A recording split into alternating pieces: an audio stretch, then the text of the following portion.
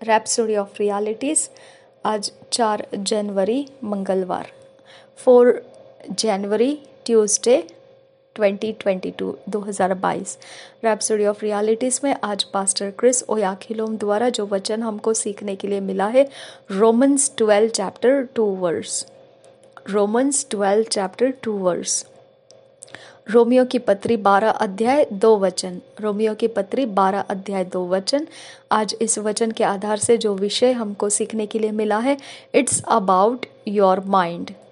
यह सब कुछ आपके मन के विषय में है। इट्स अबाउट योर माइंड, आपके मन के विषय में है। हम वचन के आधार से सीखेंगे। पास्टर क्रिस ओयाखिलोम हमको ये विषय सिखाते हैं। And be not conformed to this world, but be ye transformed by the renewing of your mind. और एक बार पढ़ेंगे।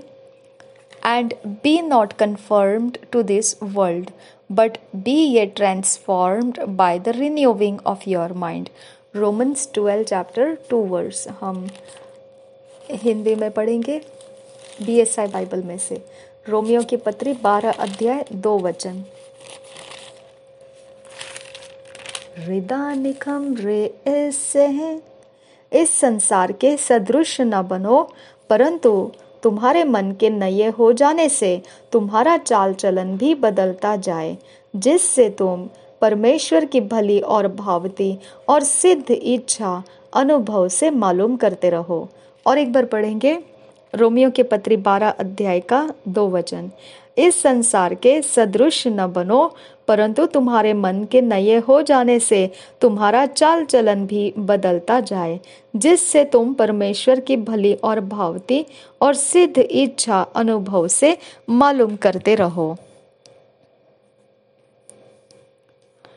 पास्टर क्रिस ओयाखिलोम हमको इस वचन के आधार से ये विषय सिखाते हैं।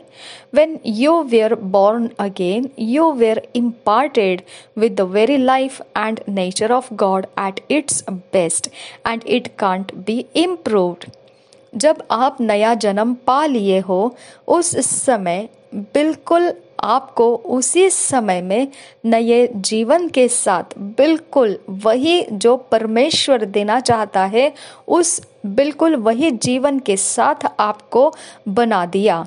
और आपके अंदर ईश्वरीय गुण, परमेश्वर के स्वभाव गुण सबसे उत्कृष्ट, सबसे अच्छे तरीके से बिठा दिया, और अब उसमें और कोई सुधार नहीं ला सकता है।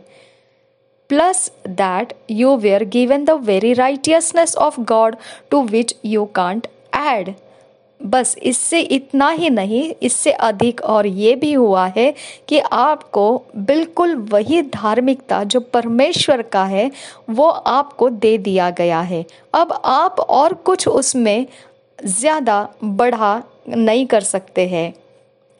Also you received the Holy Spirit in His full measure, nothing missing or left out. अब इतना ही नहीं बल्कि इससे ज़्यादा और आपने पवित्र आत्मा को भी प्राप्त किया, संपूर्ण मात्रा में प्राप्त किया, कुछ भी थोड़ा नहीं और कुछ भी खोया हुआ नहीं। Furthermore, you are inside the kingdom. You are a bona fide heavenly citizen. Now, Philippians 3 chapter 20 verse NIV version में से हम पढ़ेंगे। NIV वर्शन में इंग्लिश में इस प्रकार से है कि Philippians 3 chapter 20 verse new international version में, but our citizenship is in heaven and we eagerly await a saviour from there, the Lord Jesus Christ. और एक बार पढ़ेंगे, but our citizenship is in heaven and we eagerly await a saviour from there, the Lord Jesus Christ. ये बात इतना ही तक नहीं रुकता है, बल्कि इससे आगे बढ़कर अब हम परमेश्वर के राज्य में प्रवेश कर चुके हैं और हम प्रमाणित कर दिए गए हैं, हम स्वर्गीय नागरिक हो चुके अब भी इसी समय। और यही बात हमको फिलिपियों के पत्री के 3 अध्याय के 20 वचन में पढ़ने को मिलता है। और ये बात हमने इंग्लिश में पढ़ा, NIV वर्शन में से हिंदी में पढ़ेंगे हम BSI बाइबल में से। फिलिपियों के पत्री 3 अध्याय 20 वचन। पर हमारा स्वदेश स्वर्ग पर है और हम एक उद्धारकर्ता प्रभु यीशु मसीह के वहां से आने की बाट जोह रहे हैं। और एक बार पढ़ेंगे फिलिपियों की पत्री 3 अध्याय 20 वचन। पर हमारा स्वदेश स्वर्ग पर है और हम एक उद्धारकर्ता प्रभु यीशु मसीह के वहां से आने की बाट जोह रहे हैं। We have all received the same nature of God and the same Holy Spirit. We are born into the same kingdom and dealt the same measure of faith. So, why the disparity in our lives and in our results?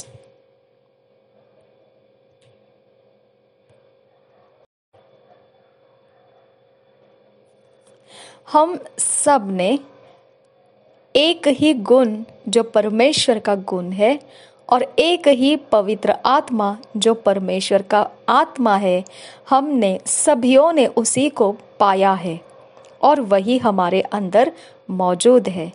हम जन्म भी एक ही राज्य के अंदर लिए हैं और एक ही मात्रा का विश्वास हमारे अंदर हम लिए हुए चल रहे हैं। तो हमारे अंदर फिर अलगताई, हमारे अंदर भिन्नता कैसी रहेगी हमारे जीवनों में और हमारे नतीजों में? The reason must then rest in something else, the power and use of our individual minds. अब भिन्नता अगर दिखाई भी दे रही है हमारे जीवन में और नतीजों में, तो कारण तो यह होना चाहिए फिर कि इससे कुछ अलग जो हमारे अंदर एक समानता में सब कुछ दे दिया है, वो तो कारण बन नहीं सकता है। तो कारण कुछ और होना चाहिए। तो वो ऐसा हो सकता है कि शायद से परमेश्वर के सामर्थ्य का और हम अकेले अपने मन का किस प्रकार से उपयोग करते हैं, उसके ऊपर भी हमारी भिन्नता और नतीजे रह सकते हैं अलग अलग। If you are going to change, if you are going to see another you, a more influential, effective, powerful you must change your way of thinking. अगर आप इस प्रकार से बदलाव के अंदर जा रहे होंगे तो आपको ये ज़रूर देखना चाहिए कि एक अलग प्रकार का इंसान हो आप, बिल्कुल अलग। आप जो अभी हो वैसे नहीं रहोगे, आपको अपने आप को अलग देखना पड़ेगा। बहुत ज़्यादा प्रभावशाली, बहुत ज़्यादा असरदार और ज़्यादा सामर्थ्य से भरा हुआ आपने अपने सोचने के तरीकों को बदलना पड़ेगा। There must be a significant change in your mind. खास प्रकार का एक बदलाव आपके मन के अंदर होना जरूरी है। That you have become a Christian or received the Holy Spirit does not mean your reasoning will change. जब आपने मसीह हो गए हो या फिर पवित्र आत्मा को प्राप्त किया है, तो इसका मतलब ये नहीं बन जाता है कि अब आपके बदलाव का कोई कारण लगाना शुरू करेंगे आप। That effort is your responsibility. आपका बदलाव के लिए आप कोई कारण नहीं लगा सकते हैं, क्योंकि आपका बदलाव निश्चित होना है सिर्फ तभी जब आप जिम्मेदारी उठाएंगे, मेहनत करेंगे और बदलाव के मनोदशा को लिए हुए, सोचों में बदलते हुए, अपने आप को बदला हुआ देखते हुए चलेंगे। As read in our theme verse, God gave us the responsibility to change our way of thinking, to renew our minds with the word of God.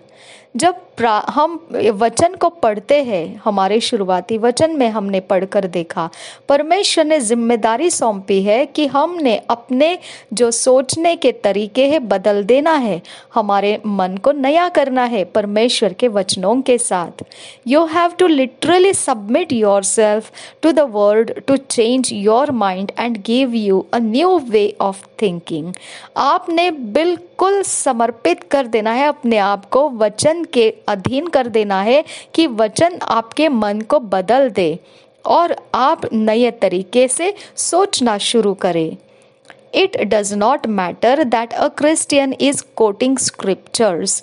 As long as those scriptures have not affected his mind, he is not going to be different. इससे कोई फर्क नहीं पड़ता है कि मसीह जो है कितने वचनों को बोल रहा है, जहां तक वो वचन उनके मन के अंदर असर नहीं ला रहा है, वह कुछ भी अलग ऐसा होने वाला नहीं है, कुछ भी भिन्नता का होने वाला नहीं है उसके जीवन में. That's why we wrote the book, The Power of Your Mind. इसकी वजह से हमने एक किताब को लिखा जिसका शीर्षक है मन की शक्ति. The purpose of that book is in the title.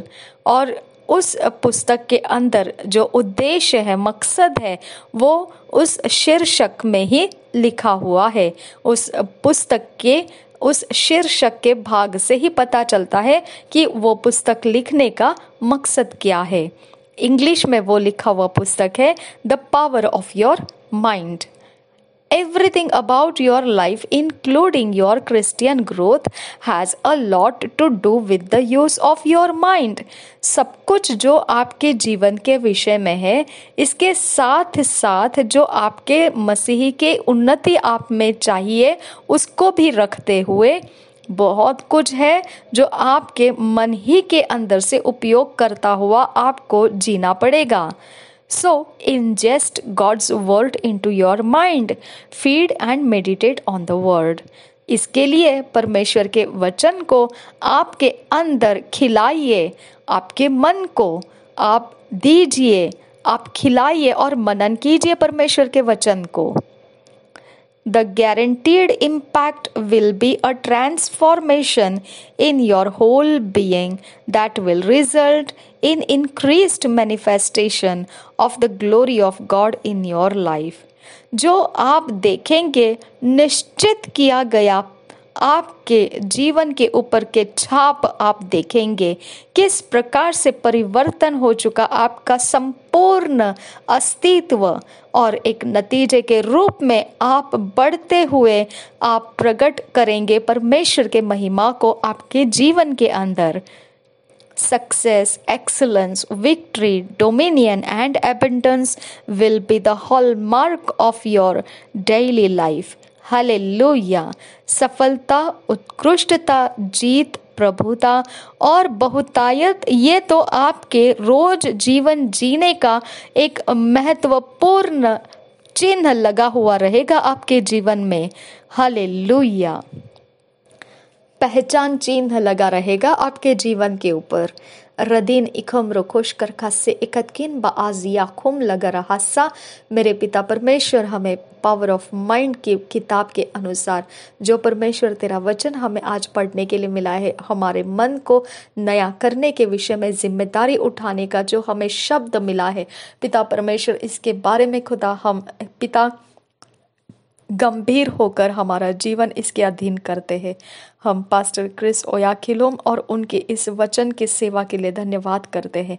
हमारे लिए पिता एक समय ऊंचा हो गया है और हम उसके अंदर बैठ चुके हैं और उसके परमेश्वर हम बेनिफिट्स को अपने लाइफ में देख रहे हैं.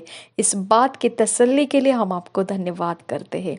नासरी यीशु मसीह के नाम में हम विनती करते हैं, पास्टर क्रिस ओयाखिलोम की ये सेवा हम तक पहुंचती रहे और हमेशा उनके मिनिस्ट्री के लिए हम लाभदायी रहे. नासरी यीशु मसीह के नाम में मांगते हैं पिता, सुन और कबूल कर. आमीन, आमीन, आमीन.